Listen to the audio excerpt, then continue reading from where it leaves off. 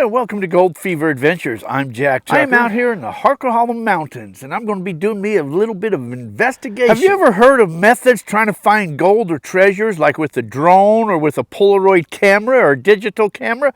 Well, you got to check some of this stuff out. So today I'm going to fly a drone and maybe show you some ways how you can locate gold, find gold with the drone.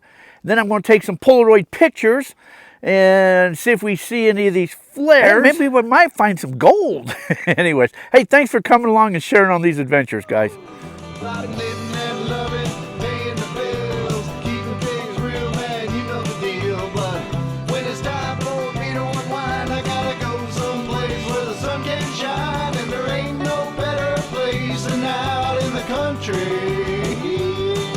There's gold in them hills and I'm gonna find it. It's a sight to see. You can't believe how the color of gold makes you lose control. Well, there's gold in them hills and I've got the fever. Now, you got a couple books out. This one here. This one is The Successful Treasure Hunter Secret Manual, Discovering Treasure Auroras in the Digital Age. This one here is Finding Treasure Ores. Talks about using like your old Polaroid camera on this one here. Two very good, interesting books on locating treasures in the digital age, and of course with the old Polaroid cameras. Using a Polaroid SX70 camera to look for treasures is a creative, albeit unconventional method that involves taking pictures of potential treasure spots, hoping that the unique way Polaroid film captures light might reveal hidden details or anomalies that could indicate a buried object, like subtle changes in the ground texture or unusual reflections, which might not be easily visible to the naked eye. How it might work. Light variations. When taking pictures of a potential treasure site, slight variations in light reflection on the ground, caused by buried objects, might be captured differently on the Polaroid film, appearing as unusual patterns or color shifts on the developed photo. Shadows and angles. Taking pictures at different angles and lighting conditions can emphasize subtle shadows or contours that might point to a buried object. Polaroid film characteristics. The unique grain structure of Polaroid film can sometimes highlight details that might be missed on a digital camera, particularly in areas with uneven terrain. Now, I don't know if you've ever heard of a dip needle. This here would be a dip needle right here. Let me show you how this works. Dip needles work. Basically, you hold them on the ground, you get it to go, set it where it's straight up and down. But it's like a compass, so where a dip needle is going to dip down when it finds like magnetics or iron ore. So you kind of just walk along the ground, and when it dips, there's little magnetics right there. Looking for gold deposits, magnetic. Iron ore, that's really all this is iron ore. That's how this works. So that's basically how a dip needle works. They're called miner's compasses also, but that's this. Now, other methods that are used are digital cameras. And what the camera, it's almost any camera will work, any digital camera will work, but what you want it to do is to be able to take several pictures. So I can set this for like 1,200 pictures, and it'll take a picture every 5 seconds. So you set it up someplace, you know, anywhere from up to maybe half a mile away, quarter of a mile up on a mountaintop or flat range, and just set it there and let it just take a picture every 5 seconds. And then what you have to do is you put it in your computer and you go back and you look at every single picture. It's tedious, I know. But you're looking for something that all of a sudden just glows. So like these gases that they talk about that come out of the ground at just certain times, it's like they build up, psh, and then they release. Build up, psh, release. And you're taking a picture right at that time. That's where you find these treasures. Also, that's why the Polaroid cameras work, because they're taking the pictures of these gases.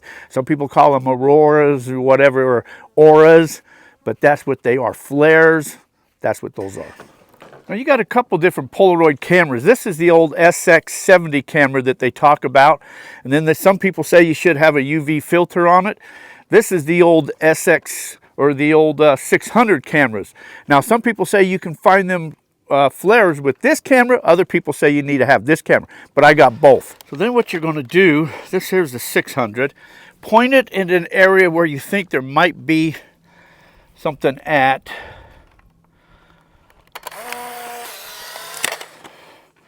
And take your Polaroids. I'm going to take a couple of these here. Take them about every, few minutes apart from each other. Give it a chance. They're going to take about 5 minutes to fully develop. So I'm just going to take these kind of random.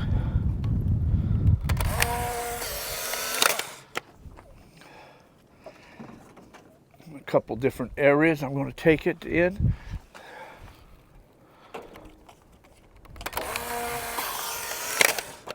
Okay, I've got 3 of them I took here. Okay, I got 3. I'm going to let these sit here and develop here for a moment. All right, this one here is the SX70 camera. I believe I got film in here. Got the filter on there. Okay, let's see. Same thing. I'm going to take the same pictures. What's my exposure there?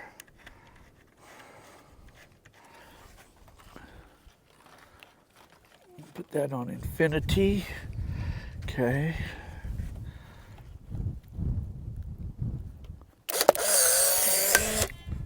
Oops. Gotta go get that one took off. Okay, there's that one. Take one over here now.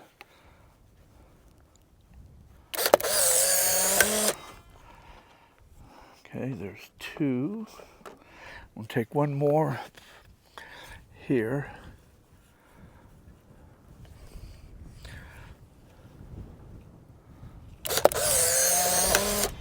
Okay, so there's 3 of those.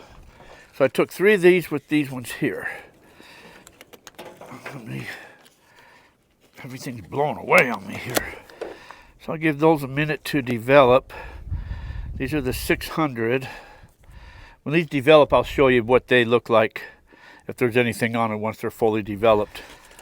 Now in this book here, talks about the digital, they're saying there's a couple cameras. One's an Olympus and one is a Canon, a Rebel XT.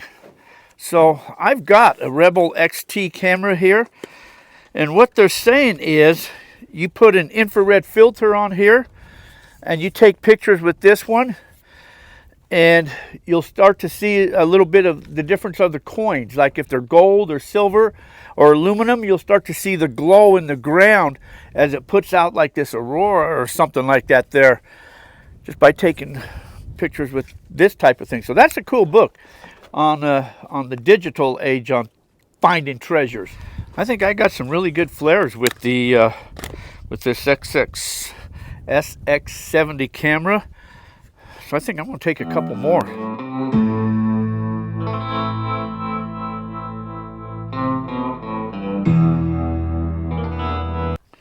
Some people claim it doesn't matter using this filter on it, but you know what?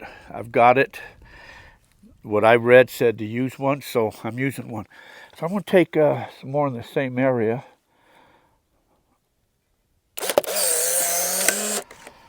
Because it looks super, super promising. I think I got some flares appearing upon the other one there.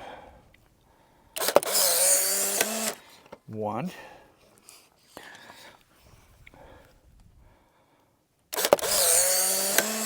2.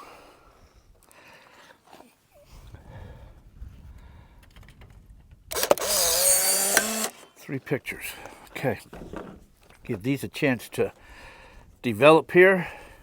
Let's look at the other ones. Okay, the 600 is pretty well developed. Let me show you what I'm talking about in these flares here though. The 600 I don't think caught anything, but the SX70, it caught some awesome flares. Wow, let me show you these here. All right, now I'm going to show you, look at these pictures here from the Polaroid.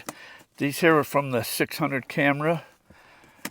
And you can see, I don't see any flares on there at all. Anything at all popping out at me. These here are from the 700. But look at these flares coming up. Those are some good flares, good flares. Good flares it caught. Nice, nice flares. Those are flares. So there's treasures near these things. Those are good ones.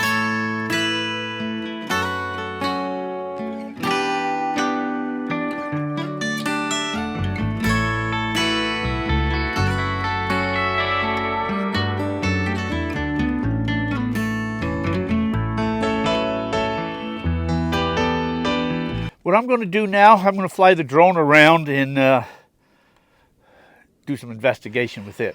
Okay, let's see here. Let me turn this on. Battery's 99%, so I'm okay battery-wise.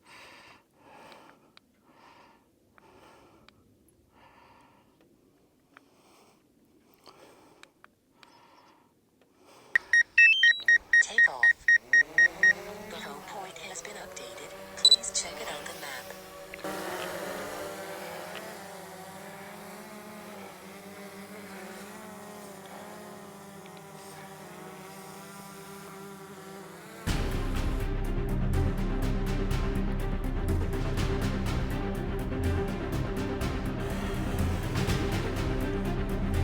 Well, so now what I can do, I can go back and look at the drone footage.